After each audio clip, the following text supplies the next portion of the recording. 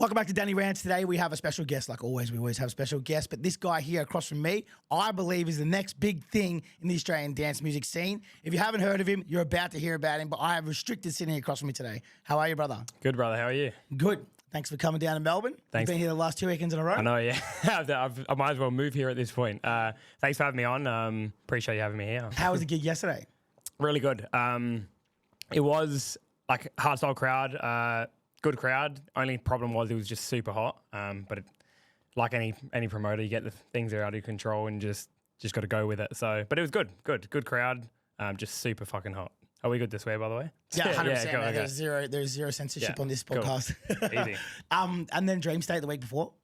Yeah, sick. Dream State the week before was probably, I would say, the best show that I played in Melbourne, I would say, of my career for sure. Yeah, really? The Melbourne crowds are probably, in my opinion, they're the most educated crowds in Australia, but it was the loudest crowd I've probably ever had in Australia for sure. I was there and I heard him yelling out, fuck yeah. It was good. Sydney, I played in, I don't know if you know, much about the Sydney venues, but it was at the showgrounds, but I've never seen that part of the showgrounds before. They called it the Void, but it was in the Coliseum, but that I played early when I got there. It wasn't very full, but then 10 minutes in, we hit capacity on the set, on the stage, and insane. Just like the way that the whole venue just kind of raises up like an amphitheater.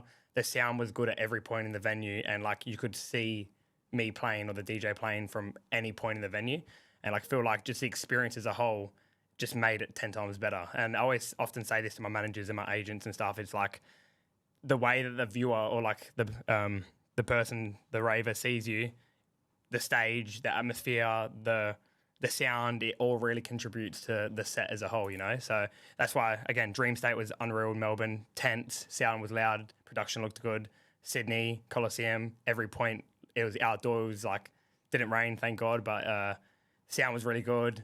It was rammed, everyone was shoulder to shoulder. You could see the DJ from every point in the crowd, and yeah, it's just, all those little things really add to the atmosphere. So it was perfect, to be honest, yeah. Especially for you, for someone who's like a massive performer too. Yeah, well, I mean, yeah, for me, it's like I'm very, very fussy or picky about like the little things. Because I know what it's like. Like I go out there, I rave in the crowd with them, go with my friends. Like we went to Tomorrowland last year, and like I know what it's like to make the experience a whole. And I mean, at the end of the day, it's like a DJ, they're just playing tracks, they're up there, but it's an experience. It's like, it's entertainment, you know? So every aspect of it counts. And it's just like, you can watch a DJ play an unreal set, but if the sound's no good, then it's like, well, the set will be fucked. You just can't get into it. So every little aspect makes it what it is for sure. 100%. What was it like playing with like all the names on that too? Like Dream State, like the lineup was fucking stacked. Yeah, it was good. I speak to a lot of the guys just on socials that I haven't met most of them because they're all European dudes. And when I'm in Europe, it's kind of like you're in and out the next country. You don't get to meet them, but yeah, it's cool. Good to meet a lot of them like first time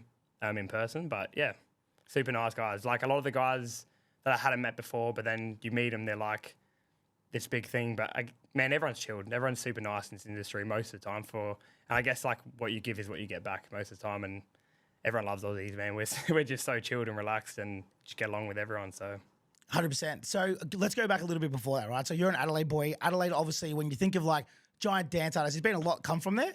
Like, you know, Melbourne or Sydney are probably the hubs, especially for the style that you make. For sure, yeah. How did you get into what you're doing or what you're sort of like making music and DJing and stuff? Like, what's the origin story of you back in Adelaide? So, started when I was about 15, 14, 15. So, in my school, you probably had the same thing in Melbourne, but there was things called $10 entry parties or like whole parties. And basically, what's that? Basically, so this is how I got into the DJing is there was kids in our school that would go and hire out a hole, as in like, you know, usually like community halls, like just a space where they would have, you know, weddings, functions, whatever. 15-year-old kid would go and hire it out and then make a massive Facebook group, charge $10 entry, and then add every person that age in groups all around Australia, Adelaide. And from every school in every suburb, they would all get invited to this party, and then they would basically click on the event. They would come, they pay $10 at the door, and then you go and just have a party. So you'd essentially be running an event, but we were 15, 16. I was going to these events, even 14. One kid at our school, his name was Joel Cantone. He was DJing at every single parties. He was like the kid DJing at all the parties, and he was at our school. And we went to these parties, and I was like, I just want to DJ at these parties. And I was like, I'm just going to DJ because I want to play these parties. And that's the only reason I started DJing was to play at these $10 entry parties. So, I mean, some of them got pretty big. Like some of them had like 1,300 people. Were people drinking and stuff at them? Not in them, so they had no alcohol, but people would just go to parks before, get fucked up, and then they'll go pre-drink at a park. And usually we had like older brothers going to buy us alcohol, then they'll drop us off at a park, we'll drink at a park, and then just go into this party, and there'll be no drinking there. But they had like any event, security, 2 young kids at the front collecting money. They were running the event, and then just people from every school around Adelaide there. So no shit, man. It's like a legal or semi-legal blue light disco. It definitely wasn't legal. Definitely not legal because thinking about it now, it's like you're running an event. There was no medicals. There was no grants being done. There was no evacuation plans. There was no I guess you don't need that for private functions, but these essentially weren't private functions. You would say, you know what I mean? It's a loophole. Yeah, pretty much. But you'd hire them out as private functions. But yeah, we just used to go to them, and I just used to DJ at all of them. And then when we got older, like year 12, then I ran like after parties for like a formal graduation. And I was like, again, ran the whole thing, set it up, did the production, was selling tickets, and then would DJ at them. And then I guess that's kind of how I got into knowing about promoting events or like what everything takes in. But yeah, pretty much that's the promoter side of it. But then throughout high school, to make money, I was DJing at 16th, 18th, 21st. Never really did any weddings, but pretty much every weekend for 5-6 years when I was in school, I was a kid playing any house party, any event function in Adelaide. So through that, I learned how to DJ any genre of music. I could do 80s, could do tech house, I could do hardstyle, minimal and hardstyle, which is basically what I got into when I started.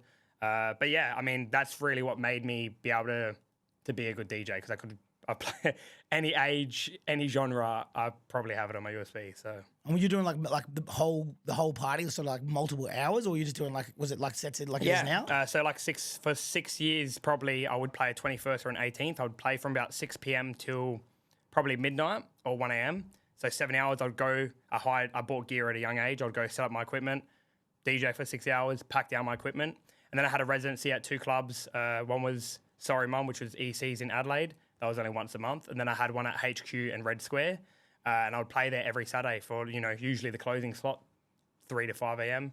And I would do that every week pretty much. And most of the time just drive in sober, set up a 1 gig, pack up, drive into the city, DJ, drive home. And I would get home at 7 a.m. pretty much every Saturday for 5-6 years. So, which is a super common story, right? Like most DJs, I've had Will on a podcast and his story was the same. He was just driving around for 3 nights a week. And he was doing 7 to 8 gigs back then, which is insane. Yeah. And he was just rolling up sober, and he didn't have a choice. He couldn't drink, and people used to think it was like this crazy guy or this massive party animal, but it was actually the other way around. Like most guys who end up becoming successful aren't actually party animals. So it's like it's a common thread that I see when it comes to like successful DJs. For sure. It's like, I guess it's when you go so far one way, or you're in any industry that is so far one way, you got to go so far the other way to kind of balance things out. And I guess this industry is like, it's like everyone perceives it as, drugs, party, alcohol, but it is actually even minus that, it's very taxing on the body, and it's very, you really need to balance things out if you want longevity and to do this for long term because, the late nights, even just like the no sleeping, even the effect that has on your circadian rhythm, just like all of those things and the natural health of, no sleep, 3 countries in a weekend, 200 flights a year. Just to balance all of that out, you got to really have a lot of attention and focus into health for sure. And you got to be reliable. Like that's the other part. Yeah, for sure. Yeah, and if you get into drugs and alcohol and you're partying and I'm all for everyone enjoying it. Like everyone's young once, and you got to experience everything, and you got to enjoy experiences and hold your memories forever because that's the time to do it and enjoy it. When you're 40 and you have kids and you're there and you're with your friends, you talk about the times that you had when you were younger, but you got to have your goals in set. You got to be disciplined, and you got to know where you want to be and what you got to achieve. So when you got those first residencies in clubs, was it because they knew about you running these sort of like illegal blue light disco parties? No. So actually, so I started producing when I was about 16. So when I was DJing at all of these house parties, actually had a guy reach out. He's a good friend now. Shout out to Dramatic. He messaged me when I was about 16 and said I was making just cheap bootlegs, kick bass bootlegs, really just cheap production, and they were getting a lot of traction, lots of plays, lots of views, and he saw that and he just messaged me and said, "Hey man, Could see you getting a lot of traction. These are things you should do. These are things you shouldn't do. Just gave me some advice, didn't need to. And then everything that he said, just took it on and listened to him. And then I got into production serious. And now it's been like 10 years I've been producing, or 9 years. So when I turned 18, I'd already played in a club underage when I was 17. I had to get like police escort, parents walk me in, all of that kind of stuff. But the minute I turned 18, I had 4 or 5 offers from all the biggest clubs in Adelaide to have residencies. But I would say they knew me more so from my online profile, not really running like events or DJing at house parties and stuff.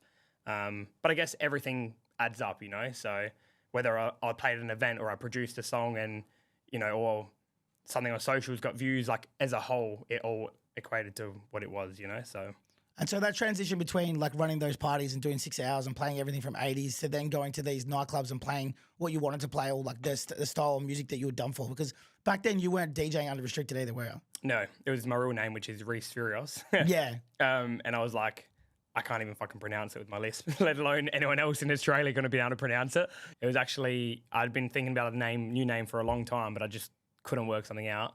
And then it wasn't until when I signed with Lucky, they're like, you need a new name. And I was like, I've been thinking for 4 fucking years of a new name. I can't work something out. And he's like, well, 2 weeks, work it out. So I just wanted something with, my name's Reese, so Ree, and whatever. I just restricted, they'll do. So how old is restricted and the name restricted? Maybe 3 years. Oh, really? Yeah. Fuck, man, it Maybe feels like it's been around forever. Yeah, maybe 3 years, yeah. But it wasn't really until that I, you know, made that name really, and then I guess everything came together slowly, you know, like, but there's still a long, like, in my eyes to where I want to get. I mean, you looked at Dom Dollar just came and did 177,000 tickets, the show, the production. I mean, yeah, I know where I want to get and what I need to do to get there, but everything took time to get to where it is. Like, you know, there's like things that you do to make a restricted brand. Like I just ran an all night long show 2 days ago in Adelaide for my last show before I leave to Europe. And just everything, like the production had a massive metal cutout of my logo hanging from the ceiling.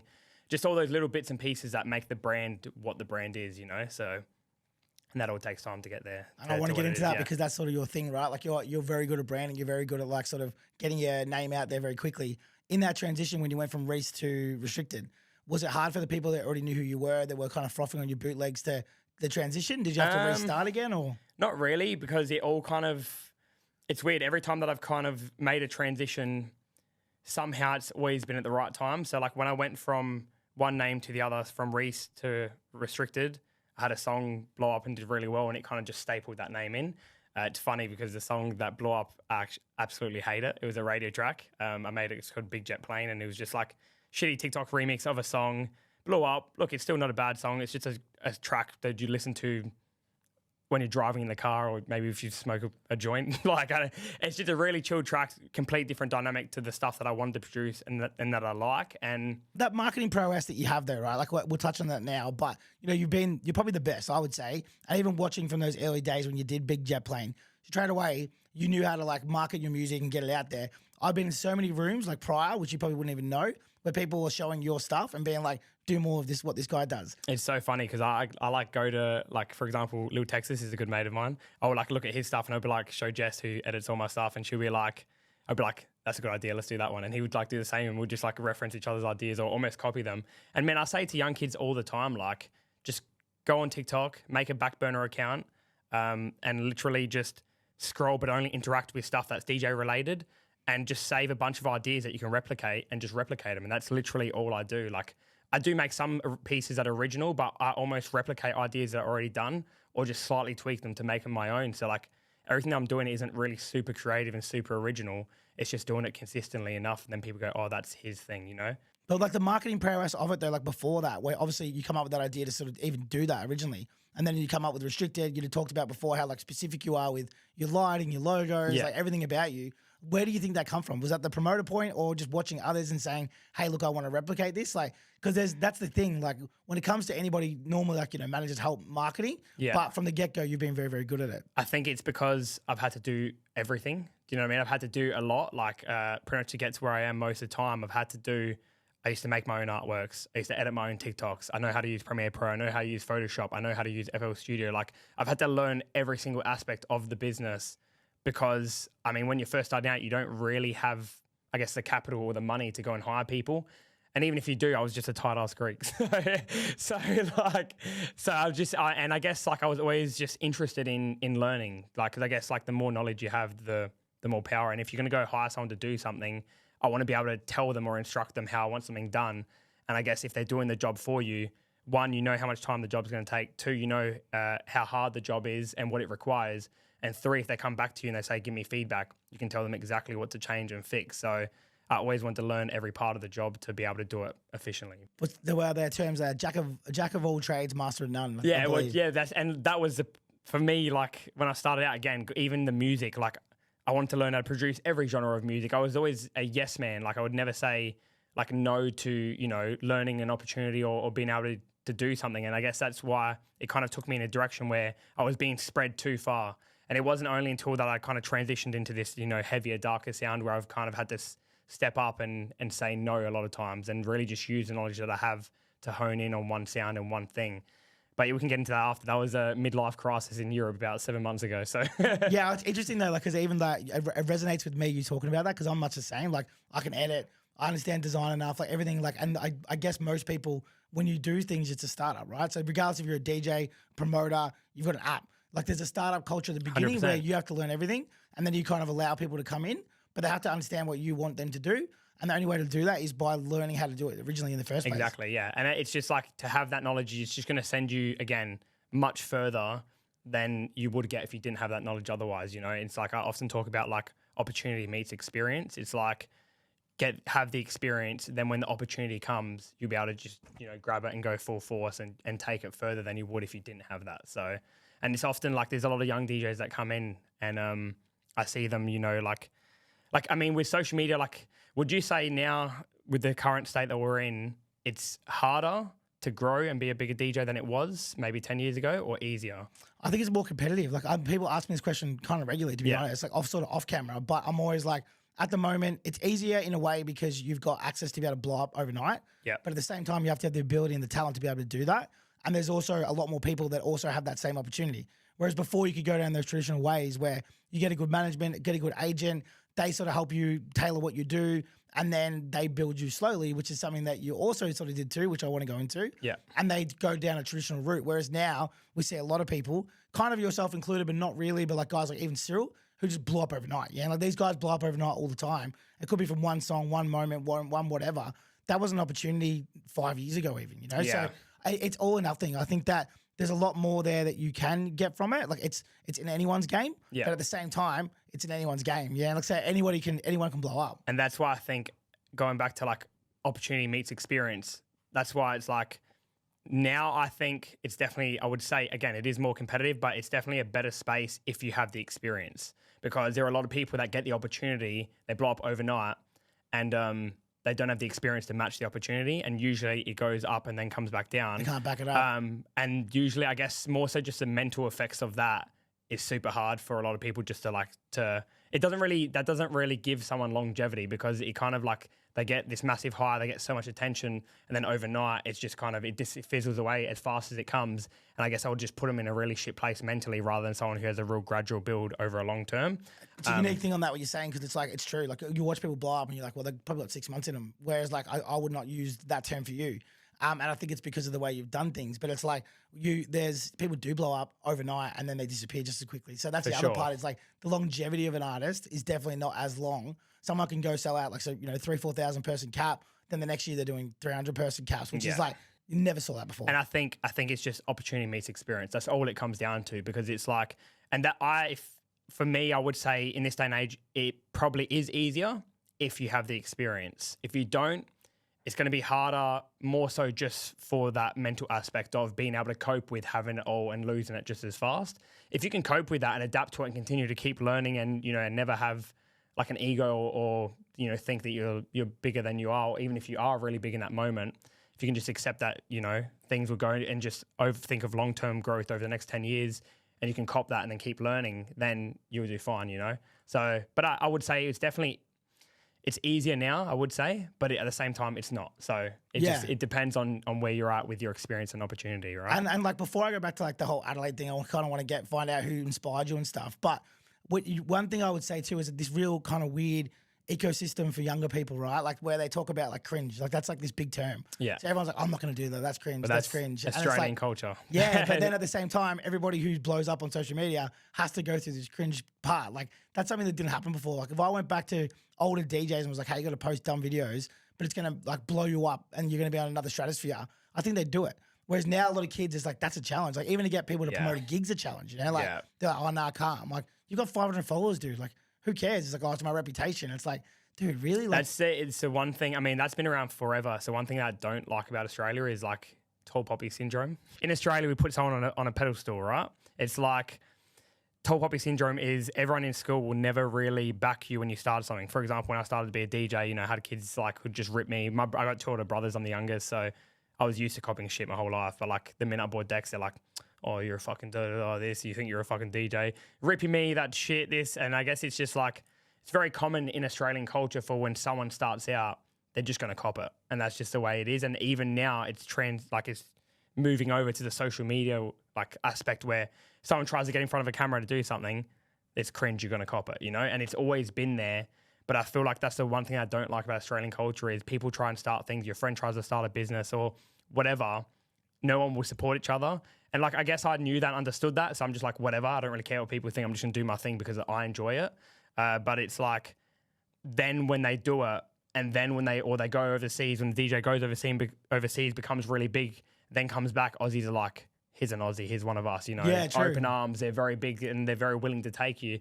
But they never really are at the start. But I get that. And there's probably other parts in the world that are like that. And that's just our culture. But I do love how much they will take you in when you are there, you know. They do love when you fly the flag high and when you are Aussies and do that. But I guess basically what you're saying is like a lot of it comes from that tall poppy syndrome, you know. It's super challenging, dude. Like I'll watch friends of mine, they're like, oh, you know, I want to do this, I want to do this. I'm like, just do it. They're like, but they're worried about getting like, you know, mocked or teased. And I'm like, but everybody, like it doesn't matter who it is, like in any area of content creation or music or whatever, they had to start in that difficult part where people are like, what are you doing? You just got to be willing just to like accept that that's just how it is. You could have been doing anything. It's just in our culture that you're going to cop it. And that's just how it is. And it's like, if you can just cop it and take it, it's probably going to be better for you than if you didn't, because the reality is if you're going to get in front of the camera or you're going to be in people's eyes, you're probably going to cop it at some point. It's just how it is. True. So if you can just take it and really become accustomed to being able to take that, it's probably better off, because there'll be a lot of people that will just never do it because they're scared of that. But then it's just like, well, they're never really going to face that challenge of copying it. And it's like, they're never going to be able to overcome it if they don't ever face it. So it's like, what's the point? And true, even if they don't do that, then they're just going to be even unhappier at the fact that they never tried it or did it. So there's this thing that I've been saying to people a lot, like lately when they're like, I want to start stuff. I'm like, well, you know, the actual algorithm works in your favor. They're like, what do you mean? I'm like, it actually, if you do shit content, it shows no one. I'm like, yeah, but like I deleted it. I'm embarrassed. I'm like, I would not be embarrassed. If 400 people are seeing your content that's shit, that's awesome. Yeah, I'm like, it's only when you start getting hundreds of thousands of plays, if it's shit, then you should be worried about it. Like the algorithm actually works in your favor, because if it's not good, no one sees it. So how can you be embarrassed about no one seeing your content? Like it's a weird thought process. 100%. Yeah. I guess it's just like, I was always just like, the way that I kind of coped with it or dealt with it is like, I would never really take criticism or shit from someone that hasn't done it themselves. If it's someone that's done it, then I'm like, well, fair enough, because they probably come from a place where they have done it. So I'll actually take on what they're saying. It's not that I don't listen to them or like think I'm better than them. It's never that. I'll always listen to people and take on any criticism from anyone. But it's just like, how can I accept criticism from you if you haven't gone and stepped in front of a camera and done that yourself? So I guess it's just a good coping way, a mechanism of dealing with it. And I think it's something that a lot of people should take in, is because how can you go and have someone tell you what to do, but they've never done it themselves? So, and the funny thing is, the people who have done it before, they're not actually criticizing you. They're normally giving you advice or like direction. Exactly right. Yeah. They're coming to you going like, hey, I tried this, it didn't work, like whatever. So winners, the people who win, are the ones that you should care about, and they're the ones who aren't criticizing you. 100%. So going back to coming from Adelaide, right? You're playing in these clubs. Obviously, you talked about Red Square, Electric Circus. They're very massive clubs in Adelaide. What was sort of like the motivator, or who were you looking up to at the time when you were writing tunes and looking to kind of break the Australian scene? It would have been, easily like Melbourne boys. Like I came from Melbourne Bounce days. So growing up, it was like Big Room, Melbourne Bounce. That's all the stuff I was playing, all I was listening to. So yeah, Will Sparks, Joel Fletcher, Orchestrated, all the Melbourne boys. That's where I came from. Even a lot of, again, overseas guys, like, again, Prog, Big Room. You've got like Martin Garrix. Like, then you've got, again, there was the other side of it, like the old school hardstyle stuff, kind of like around like 2008 to 2012, the Melbourne Shuffle stuff that I was kind of listening to, like old school Showtech, even Future Noise, like melodic stuff. There was a bit of everything. Again, I would always listen to all types of music. I never really got into like dubstep or anything. But so they're the kind of boys. It ranged from a lot, 128 to 150, and I would listen to everything, but that's kind of what I listened to growing up. So I was always watching the Aussies do it. That like more so, again, why I said Joel Fletcher, Will Sparks first is because, or Timmy, for example, because these boys were doing it. You know, they were making the tunes, they were doing tours overseas, and like they were Aussies. So, you know, I was following them pretty closely for sure. That's cool. So you're sitting there like looking at them going, well, fuck, this is actually possible. Yeah, and even on a smaller scale, like you had like Brenny, Teddy Cream, these other Melbourne guys, like I was watching pretty much a lot of the Melbourne guys do it. Again, I was very into the Melbourne sound at the time for sure. Did you think it was harder coming from Adelaide trying to break into the original scene or not really? Like, I actually thought it was easier because I didn't have any distractions because there's nothing to do in Adelaide. So I was like, if I lived in Melbourne, there's always something to do every Friday and Saturday, whereas in Adelaide, there's fuck all to do. So you just make tunes all the time. That's good as. And it's like had no distractions. It's very, very like relaxed and easy lifestyle. And it's like, and that's why I guess maybe I'm not a big partier. And like I do go and have a good time and enjoy it, but I didn't make any bad habits and I didn't spend a lot of time just partying and going out. And, you know, I spent time, I didn't even realize, but making good habits. So at the time I was just doing what I enjoyed, but it was actually making really good habits for long-term longevity. So at some point, I'm guessing you probably were like, what? I'm guessing 20, you get a knock on the door and it's someone from Lucky saying, hey, look, do you want to come join the alumni that is all these guys you're looking up to? How did that happen and how did that feel? Yeah, I don't know exactly what age it was, but yeah, they came through. I guess that was always the goal. But then I guess you always kind of want something when you're not ready for it. Do you know what I mean? By the time they came to me, I was like playing a lot of shows and I was like, yeah, an agent's just going to do what an agent does. You know, it wasn't really that exciting for me anymore at the time. But like when I was younger, I was like, oh, that's the dream, you know, getting signed to an agency, and that's the all-in means. And the minute you sign to an agency, like you're going to blow up. But at the point they came to me, I was like, I'd realized that they're just going to do their job and it's not going to change my life. I still have to do all the work. So it's like, I feel like when I was younger, you have this idea of everything that you kind of ever want or want to get. But then by the time the opportunity comes, you already have the experience and have put in the work, and you know what it's taken to get that. It's not that you feel entitled or that you feel like you've earned it, but it's just like you're ready for it. And it's like, I feel like typically you're excited for something when a bit of you feels like you don't deserve it, or when it comes at a time that surprises you. I don't know really how to explain it, but I guess at the time I wasn't that excited by it as I thought I would be when I was younger, because when I was younger, it was an opportunity that I could have never had because I wasn't ready for it. Do you know what I mean?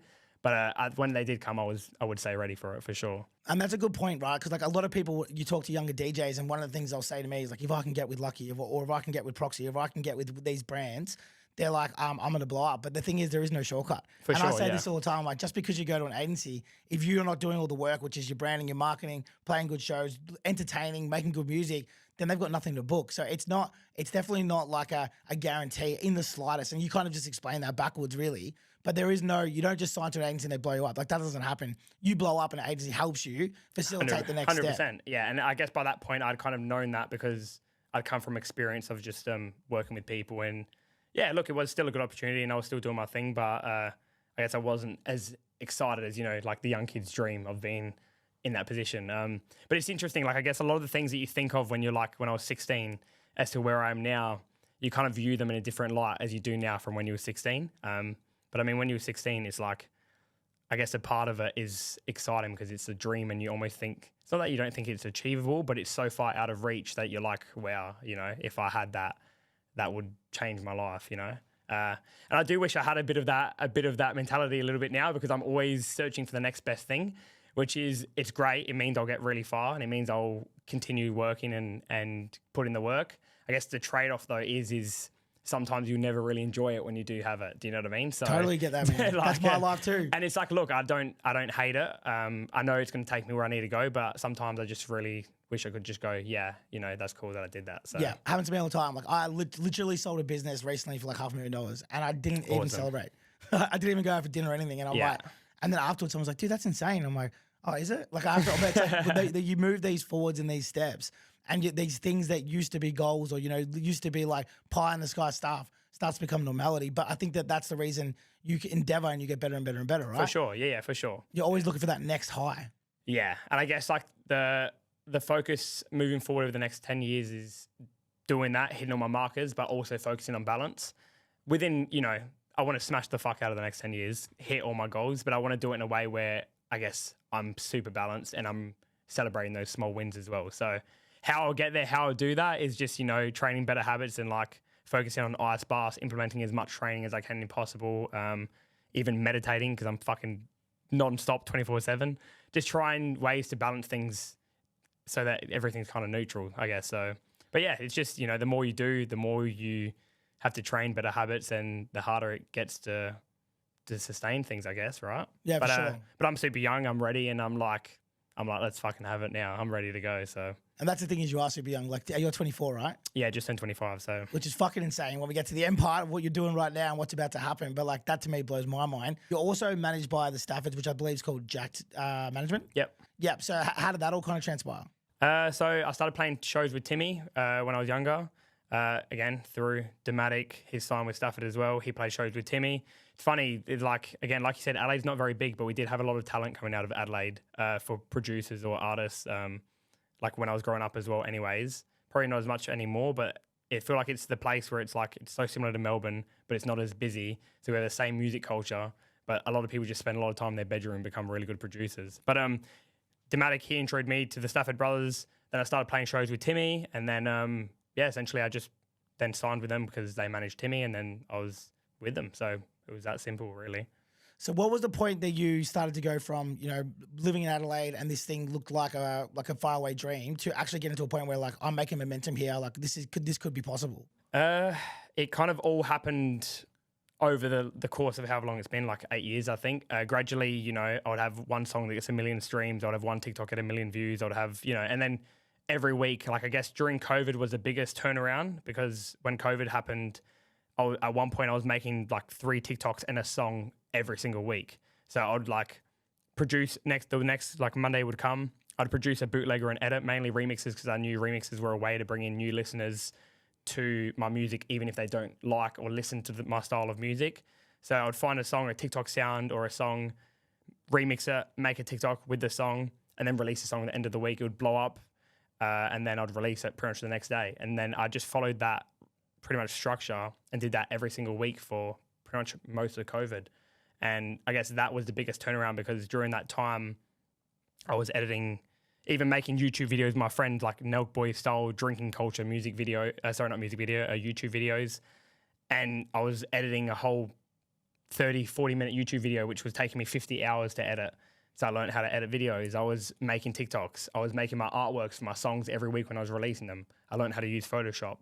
I was making music every week to make the remixes. I learned how to make the remixes. So during COVID, I guess all the work that I put in, I got the biggest return by far, for sure. So when COVID kind of finished, I guess not finished, but like, slowed down and the borders opened back up, then you started to travel all across Australia? Pretty much, yeah. It's kind of how it went. I guess during COVID, it was all that time that I had and, obviously being in clubs, when COVID finished, the clubs just went like insane. So there was so much travel, so many shows to play, and I'd built up pretty good momentum during that time. So it all kind of timed well as to cool, clubs are back open, who we're going to book. So, and then I just started playing everywhere. So were you working another job at this point, or were you just literally full time all in during COVID on making music, producing stuff? No, I was full time. Yeah, I'd work at a gym, Derrimit's gym, just like casual. 2 days a week, nothing, just a casual job really, just a bit of fun. But I was still doing private events. Pretty much my whole life I was doing private events. Even during COVID, I would do private events because you could still do like, 100-person events and they were just super regulated, but I was still doing them pretty much every weekend or wherever we could when they were not cancelled. So yeah. Because that self-motivation, dude, is actually pretty inspirational. Like, listening to that is actually insane to think that you're doing that much when everybody was sitting around doing fuck all, Well, I knew that, like, again, it was a time where no one was making money, no one was doing anything. It's like, this was a time for me to capitalize because all the biggest guys in the industry that were playing shows and doing things that weren't reachable for someone like me, I guess COVID made it a level playing field because no one was playing shows. The only way they're going to build exposure is what you're doing on your phone in front of the camera and what music you're making, you know? And it was weird. A lot of the big guys, when COVID happened, they were just like, thank fuck, I got a break. And everyone took the back seat and took a breather. So it kind of made room for a lot of young kids to come through who utilize social media to like for growth, really. That's cool. Yeah. It's like a new weapon that no one else sort Pretty of had. much. And I guess it's like that. I guess for me, that was the start of a new wave of talent. And like now looking at it, there are a lot of young kids coming out and the scene is shifting. And it's exciting, man. Like when I was growing up, like 13, there was a whole scene there that I never really could be a part of. And now there's a whole new scene emerging, and dance music now is as big as it was in 2013 and 2014 when like prog and Animals, Martin Garrix was around. And like, I feel like because of social media, dance music is one of the biggest genres in the world for sure. And the other thing is like people don't really talk about is like most sort of big time artists are that sort of mid 30s to, you know, like mid 40s. But now, like you just said, there's a whole bunch of kids that are like 26 and under, 100%. which is the first time really ever. Like before that, it was like you had to earn your stripes, and at 30 you might get some momentum. You kind of had to keep knuckling down. Now there's like, even you play with him at Dream State, like Charlie Sparks, he's another guy they call Techno Baby. Yeah. He blew up during COVID too, but there's so many like younger people that are dominating the scene, which is something that we used to not see. But I feel like people don't know that. They don't realize that traditionally it's an older person's sport almost. I mean, look, I always compare to Europe. So like I never really compared it. Like I did look up to a lot of the Australian guys when I was younger, I was in that scene. But again, also being being in Adelaide and not in Melbourne, I was always looking outside of Adelaide because there wasn't really much in Adelaide. So I was always looking in like to the European guys in the US. There were a lot of guys really young blowing up. Like you look at like Avicii, like again Martin Garrix. There were a lot of these guys that were blowing up young. They're kind of outliers though, and now it's not really outliers anymore. Yeah, like, true. But I do think if you want to be again to the level that I'm talking about, you would need to be at least 30 minimum still to get to that level now, because like you look at like the Fisher, the Dom Dollars, I mean, they're all like 30, even older. Yeah, keep going, Yeah, so to get to that level, it does take that long, and it really is just what you put in is what you get out, and it's built, you build an empire over the course of 10 years. Like I always say to anyone, if you want to build a successful business, you want to like build your dream body or whatever you want to do, allow at least 6 years minimum. But you want to become a master at something, allow 10. For sure. I'm like guys like Timmy, man. Like that guy's been dominating for 15 years That's now. what I mean. But he's been getting bigger and bigger and bigger every single year. You played a lot of gigs, dude. You've obviously played all over Australia. You played over Europe. Surely you've seen some crazy shit in your time. What is one of the craziest things you've seen thus far in a nightclub in your like 6 years playing around fucking everywhere? It's not what I've seen, but it's probably the grossest thing that I've done, or the most fucked up thing that I've done. But I was playing in Bundaberg at some club. I can't remember the name, but anyone in Bundaberg will know the club, the exact one that it was. And I was doing like you said, peak rural run, playing anywhere in every part of Australia. And obviously part of Australian culture is doing a shoey. I mean, I do one every show now. Like again, part of the branding and the stuff that I do is I want to incorporate, you know, Aussie branding into my show. So at my shows I do a shoey, but I haven't really had a good backstory with shoeys, because at this one show in Bundaberg, I'm DJing, and at the front there's this one guy, and he's just holding up his pair of like beaters, like Vans, absolute beaters, disgusting. Like he's put the miles on these for sure. And he's holding them up and he's like looking at me and he's like, shoey. And he's like burning a hole in the side of my head.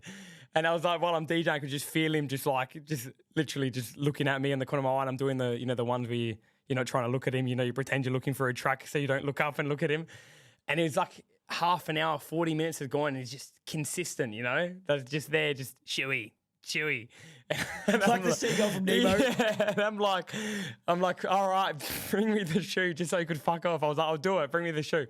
So he grabs the shoe, I don't know, he had some like Bundy rum in there, which I fucking hate run. Pours the Bundy rum in there, and I'm like, all right, go to do it. Just get the shoey done. And then after I did it, I was like, give him the shoe back. I'm like, what? Why did it smell weird? Like I was like, I had this weird fucking. I can't even like put my foot on this. Like I can't even put my like idea on the smell. What the fuck is the smell in the shoes? Like yeah, that's the bicarb soda that I put in the shoes. I'm like, well, what the fuck do you put bicarb soda in the shoes? It's like, so it kills the smell because I wear them barefoot. Yeah, it kills the smell. That's disgusting. Anyways, I just give him my shoe and I just turn around and my like tongue feels furry. I go back, play the last 20 minutes of my set, wanted to fucking cut my tongue off, and I'm just like, all right, go in the Uber. I'm looking up. I'm like, turns out you can die from sepsis from the sweat and just like foot juice. Anyways, I was never fucking doing that ever again. So that's a gross one, but it's pretty funny though. That's hilarious. On that thing, like we talk about the techno stuff and we kind of touched about it before the podcast, but I want to bring it up now and have like a proper chat about it. But in that scene that you're in, sort of that hard techno now, or like, like that, kind of any form of techno, it's a little bit chin stroking in a sense. And a lot of the Australian artists that are blowing up, I can't talk on Europe, but they do this sort of metric or model where the artist gets a bit of momentum and then they stop them from playing club gigs. They're only allowed to play like one-off gigs. They sort of try to put them into a hard ticket sort of show a state, I guess what you call it. Maybe like one festival season where these guys blow up, then they play 3 shows a year. You've now, I would think, surpassed all these dudes. But what's kind of amazing to me is watching is that model that people do where there's this whole, it's almost like supply and demand, but they just pull back their complete supply, like there's zero supply. You can't book them. Like people will look at things and go, oh, book. I don't want to name anyone because I don't want to get in trouble. But it's like, they'll be like, oh, you should book this guy. And it's like, you physically can't. Like you ask the agent and they'll be like, no, it doesn't fit into our marketing strategy this year.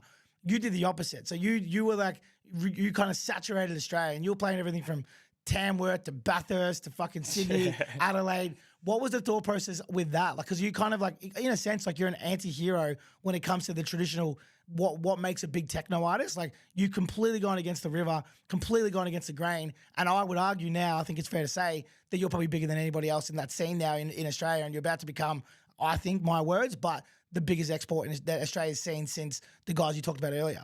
I think a lot of it comes back to because I was in this weird in-between space. So, like, again, before I went to this, like, harder sound, which is, like, hard techno, but I'm essentially playing hardstyle and producing hardstyle. It's like, because I was in this weird in-between phase and I was with the agencies that I was with, I was, I guess, servicing all these venues that the artists on those rosters typically service. So, like, I was playing every venue in Australia still, but I was making music that was kind of, I guess, this direction. So, it was just a matter of, I guess, bringing everything in line. But because, again, I was playing so many different genres before, or so many different BPMs, I guess, because I went from, 128 all the way through to 150 in my sets, I could play, I guess, venues that full underground techno DJs couldn't play. So I was in this kind of in-between spot where I could still play all those venues because of the sound that I used to play, but I'm now playing pretty much 160 BPM my whole set. And I guess coming from Australia, like this, like playing to all these venues, I mean, I wouldn't take it back because I played all the venues and I did what I needed to do to make money and I guess to play regularly in Australia because we don't have that many venues. Like if you're a big artist in Australia, I was playing like 80 to 90 to 100 shows a year. You're not doing that if you're a big underground techno artist because there's just not enough venues to service an artist like that in Australia. Europe, different story. But I guess I was doing that. I was still playing my sound, but I would just, chuck a few vocals here and there and just cater to the crowd. And just, again, my background from playing from private events, being able to read a crowd, see if they're liking it. And, I mean, you'll find a lot of these venues that everyone just kind of gets fucked up and they just, want to have a good time. And if you do it fast or slow, if there's something that they like and there's a few vocals in, they'll probably get around it, So, yeah, I guess to answer your question, I was in this weird in-between phase. So I was still playing all those shows, but I was kind of pushing a different sound, so... And then sort of what happened was like a perfect storm in a sense because those venues, and I know this from talking to promoters across the country, they're like, you book him, it's a guaranteed full venue. But the music you play is very, very underground. Yes, it has like a commercial overtone, I guess I'd say. But like you're now can play, you could easily, I know that's not the plan now, you're about to go to Europe and do some silly amount of shows. I think it's 140 of them, right? Yeah, it'll be around there, maybe 120. 120 is the goal, maybe... We'll see. I'm being a bit more particular on the shows because I went from being in Australia and saying yes to everything, and but now it's again going into the brand shows that fit for the brand, and that's the focus now for sure. So that transition, I guess, you went from this DJ who was playing hardstyle, all this sort of really underground music, but you could play anywhere. You could have filled a venue in Uluru, like even now, right? Now you've pulled back and you're playing at like Dream State. You've just signed up with Teletech or you're doing shows with Teletech. You're about to go over to Europe and do all these shows. I know you've done them prior, but how did the transition kind of happen? Like how did that, walk us through that? Again, everything had underground influences, but I was never fully there. And it's like I was doing everything and I was touring Asia, touring America, touring Europe, playing all of Australia. I was never playing the venues that all these techno or hardstyle DJs were playing and the venues and like the festivals that we were going to and partying at. And I was like, I'm doing everything. I'm making social media. I'm like content pretty much every second day. I'm making music so regularly. Like I'm doing everything, but I'm not playing the venues or the shows that I want. And I was like, this was mid-European tour. And even I found in Europe, I was kind of just getting thrown these random venues. And I'm like, the social media aspect and the show aspects weren't lining up. There was like a mismatch. And like I was producing music, I wasn't playing it in my sets. I was had such big followers, or not even, just like a lot of views on my content. I wasn't playing big stages, and I'm like, there's a big mismatch and misalignment with everything. And that's kind of like when I was in Europe and I just had to step back, and this was my midlife crisis. And I was like, got my manager and I was like, my album worth of music, put it in the bin. I was like, I'm handpicking, I'm starting fresh. All these shows that are kind of like upcoming that don't match, put them in the bin. It's like for the first time I finally started saying no. Whereas before, you know, I said I would say yes to everything and everything was an opportunity. But I guess I had kind of gone too far on that kind of way. And I was like, I did it to kind of to build my knowledge and to get to where I want to be, and to always, you know, never say no, to learn everything. But I guess I'd taken it too far to a point where things weren't really lining up now. So June last year in Europe, binned all the shows, binned all the music, spent a week in the studio. I made like 6 tracks or 5 tracks. I didn't leave my computer, all in the sound that I wanted to make, all in this new sound, and wasn't making music to kind of, you know, please a dance floor in a kind of, I guess you could say like an Aussie commercial venue, you know. The reason that I was doing these things and making the music is kind of because of the environment around me. And it wasn't a bad thing, but it's just what I was doing, because it's kind of like, you know, when you have things around you, you go to events and you're hearing genres of music, or you're seeing the way people dress, or typically I get a lot of influence from people around me or things that I see, or it's just how I am. I've always adapted and always taken things in from every aspect of my life. So I was just adapting to things around me. And I guess when I was in Europe and we went to some festivals and I saw, I'm like, this is what I want to do. And I'm just like, okay, cool. It's time to make this, because I'm like, why am I not doing this? I know how to do everything, but I'm sitting there doing everything and not specific on the things that I want to do. And I know this industry, especially like the techno, even hardstyle guys, they don't really go or fuck with anyone outside of their world. So why would they let me come into it if I'm not 100% in it? Which, fair enough. Doesn't matter how many stats or views or music or whatever I have. And then at that exact same time, Tunnel Vision, which is a song my friend Nick Sitz, that came out like 2 weeks later. So when I made all these transitions, kind of things just kind of like happened at the right time as well. Because that blew up in Europe, didn't it, that song? Yeah. So, I mean, it's still going now. Like there's like 60,000 plays a day on Spotify, and it's all Europeans. And I guess that was kind of the start. And then after that, I was just like making music that I wanted and just releasing. And yeah, between making content, making that style of music, I guess there's not many DJs in that industry doing that. So I guess it leaves a whole window and market for me to come in. And I guess if I can be a way to kind of introduce people who have never been in that sound, and if I can be a gateway to bring people into it and experience it like I guess I did, then I think that's a pretty cool thing to do for sure. Yeah, it's interesting because the word I was going to use was a bridge. I was going to say you're very good at bridging people into this new style and sound that is like kind of weirdly enough is so underground, but it's becoming commercial because of TikTok and platforms like that. Yeah, true. But you've helped that bridge, and now you're going into this thing where you're playing. You know, you're going more underground, more so, but you're able to bring those people who were originally your fans into this space. For sure. I think it's funny. I always look at it like business, right? Like I know these worlds are like, you got the techno guys, you got the hardstyle guys, you have all these promoters, and like you said, they don't really mix. But there's at the same time, I guess it's just business, right? Like if they're going to have a guy who can fill out a 10,000 person stage and he fits enough, they're going to book him and put him in there to fill the venue and make money. So I kind of always looked at it as like a sense of, I got to meet the criteria, and it doesn't matter if I'm doing things that are different, like dancing in front of a fucking camera, or like doing things that aren't techno, or, you know, in that world. But if I'm going to fill a room, then they're probably going to book me. And that's just the way the world works. It's like, that's business. Money makes the world go round. So that's a good fucking point. Yeah. Really good fucking point. Because that's the thing is like, you know, I'm watching exactly what you say is like, people did. Like I know beforehand they're like, oh, he's a commercial artist, whatever, and then now you're playing all these mad underground parties. But even Melbourne promoters, you know how political can be. Not Melbourne, like Australian promoters. Yeah. And now you're playing all those big underground shows too.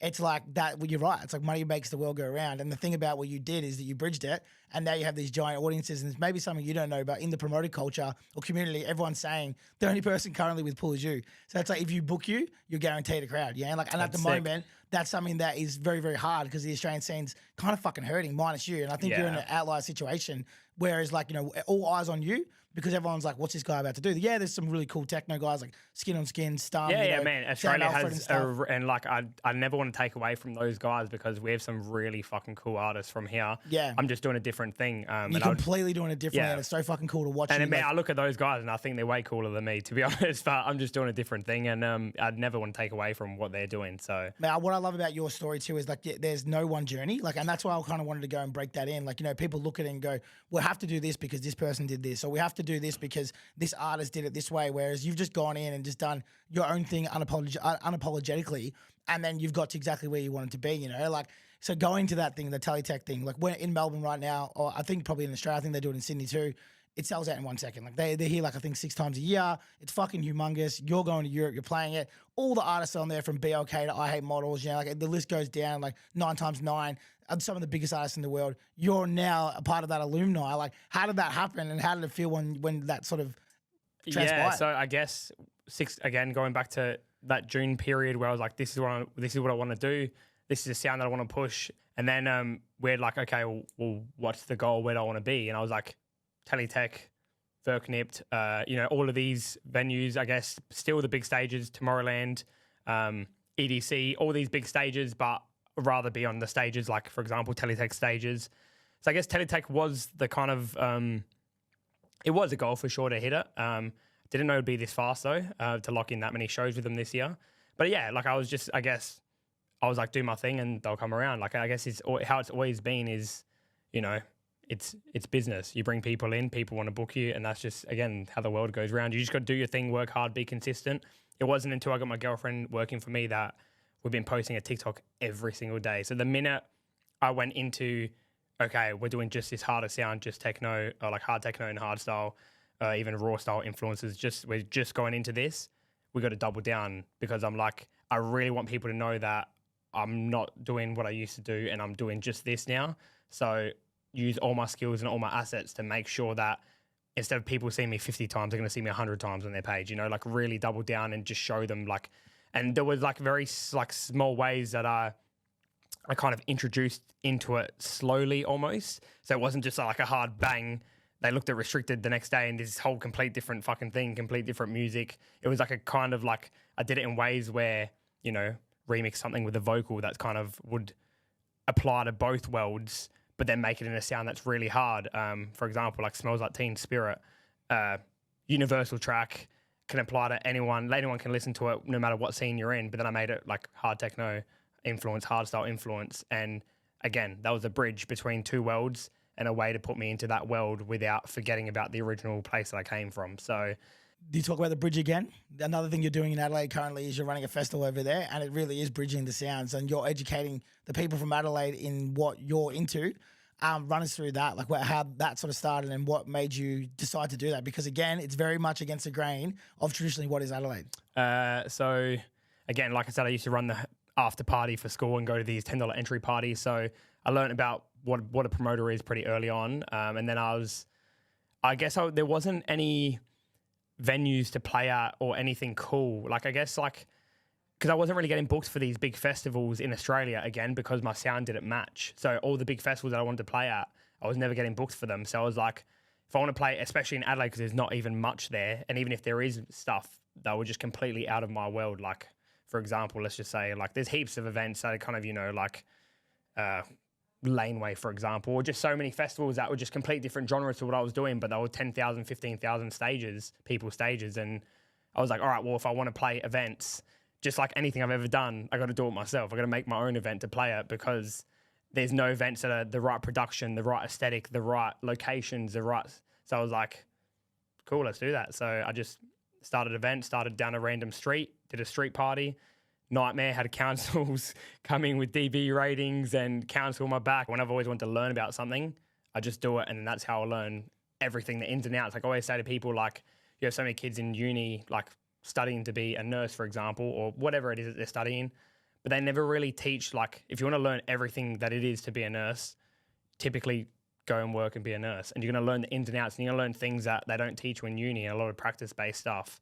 And it's just like, if I want to learn something, rather than learning things that aren't necessarily going to be applied to the practical, you're better off just going and actually doing it, because you're going to learn things that you wouldn't even thought about that would pop up, and problems that are, and I guess like just being a good problem solver and being able to tackle them when they come in.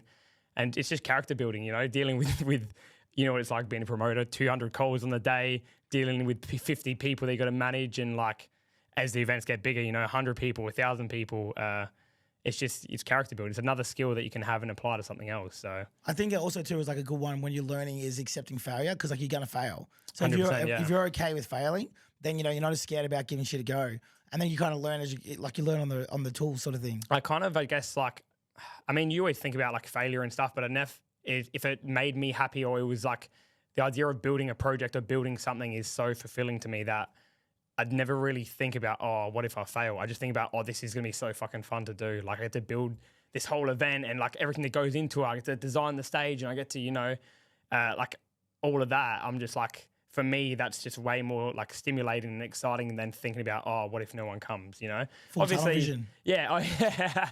Obviously, if you have those thoughts always, you know, that's part of it. But it's not really gonna, I don't let that kind of decide what I do. So. What's the so you know, playing gigs all the time? There's a lot of equipment, especially you're a massive entertainer, right? So, and you've got like not a lot of equipment, but you rely on it. Has there been any times that you can think of where things have just gone wrong, like a gig that's just gone absolutely disastrous? Oh yes. So I did a pop up in Amsterdam. The people that came, so they had a really good night, and I got really like a lot of good feedback. But it was just like a pop up in like a clothing store while I was in Amsterdam.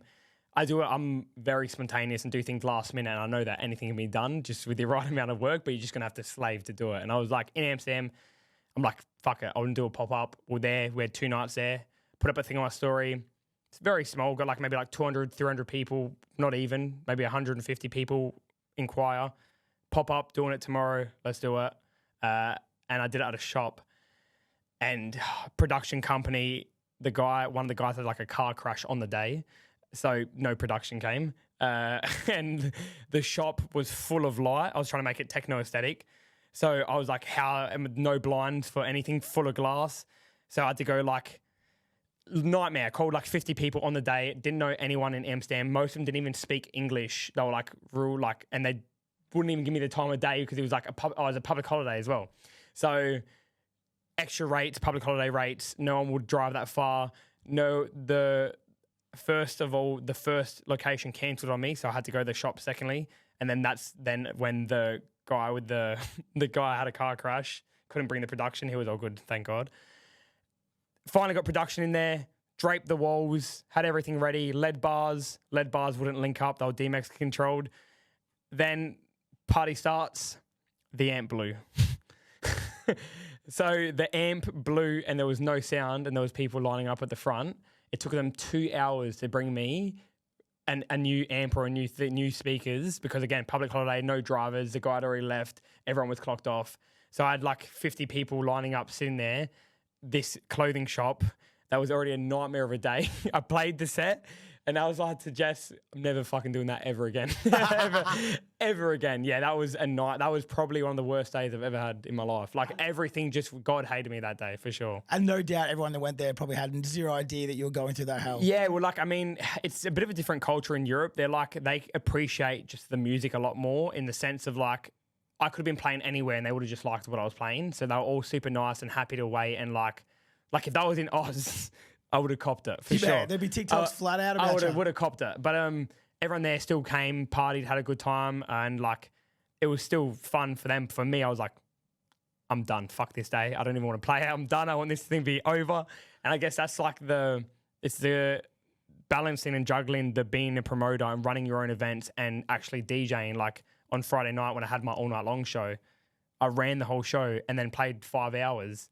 It's a nightmare doing both. Like while you're just trying to DJ, like you have to like put all of your people in charge and make sure that like no one's coming to you while you're working or DJing.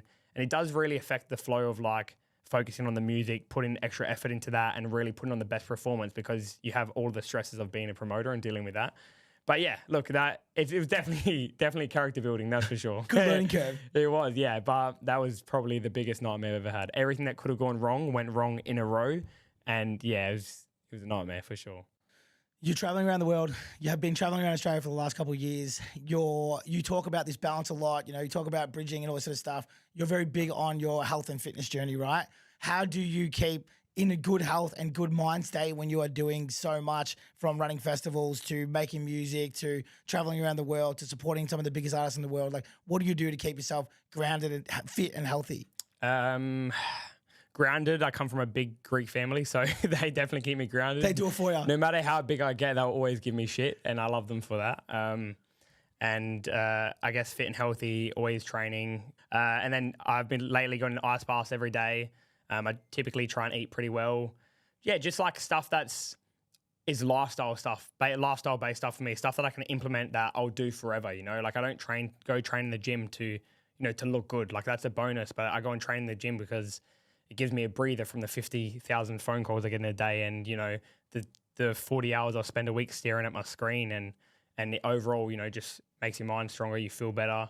And I just recommend, like, I think like training should be a staple in everyone's lifestyle, to be honest. Like it's just the effect that it has on your mind and the way you think and the way you feel is just, again, balancing out all the hard parts of the job. So it makes hard things easier. 100%, yeah. And it's just the basis of doing hard things to have a easier, more fulfilling life rather than doing easy things first off to have a harder and less fulfilling life, you know? So is there a moment in your career thus far that you look back on and go, fuck me, this is absolutely amazing, that you can remember? Yeah. Off the bat, there's been heaps, right? Like, for me, it's funny. Like I said, typically it's never things that you think of. Like I'll have this idea of something in my head. Like for example, playing Ushuaia in Ibiza.